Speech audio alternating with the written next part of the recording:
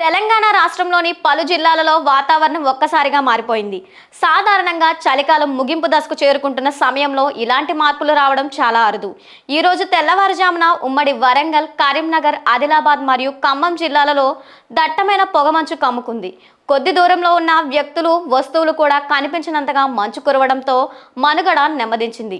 గత 2 ఏళ్లలో ఎన్నడూ లేని విధంగా జనవరి మాసంలో ఈ స్థాయిలో పొగమంచు కురవడం ఇదే మొదటిసారి అని వాతావరణ నిపుణులు చెబుతున్నారు. పొగమంచు ప్రభావం ముఖ్యంగా రహదారులపై కనిపిస్తోంది. జాతీయ రహదారులపై ప్రయాణించే వాహనదారులు తీవ్ర ఇబ్బందులు ఎదుర్కొంటున్నారు. ఉదయం 10 గంటలు దాటినా మంచు వీడకపోవడంతో ఎదురుగా వచ్చే వాహనాలు గుర్తుపట్టడం కష్టమైంది. దీనివల్ల డ్రైవర్లు తమ వాహనాల లైట్లు వేసుకొని చాలా నెమ్మదిగా ప్రయాణించవలసి వచ్చింది. ముఖ్యంగా వరంగల్, హైదరాబాద్ హైవేలపై వాహనాలు కిలోమీటర్ల మేరలో నెమ్మదిగా సాగాయి.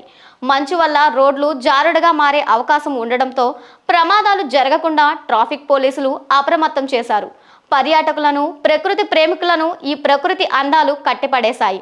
చారిత్రక వరంగల్ నగరం దట్టమైన మంచుతో కప్పబడి ఉండడంతో స్థానికులు దానిని సిమ్లాతో పోల్చుకుంటున్నారు.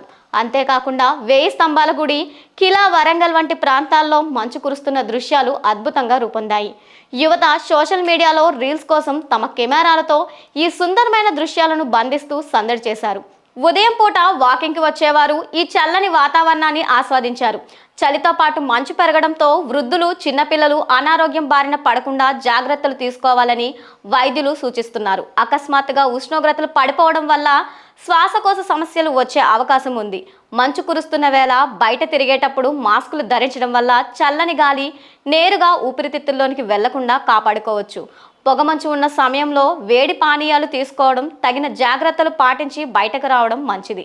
రాబోయే 2-3 రోజులు కూడా ఇదే విధంగా వాతావరణం కొనసాగే అవకాశం ఉందని వాతావరణ శాఖ నిపుణులు సూచిస్తున్నారు.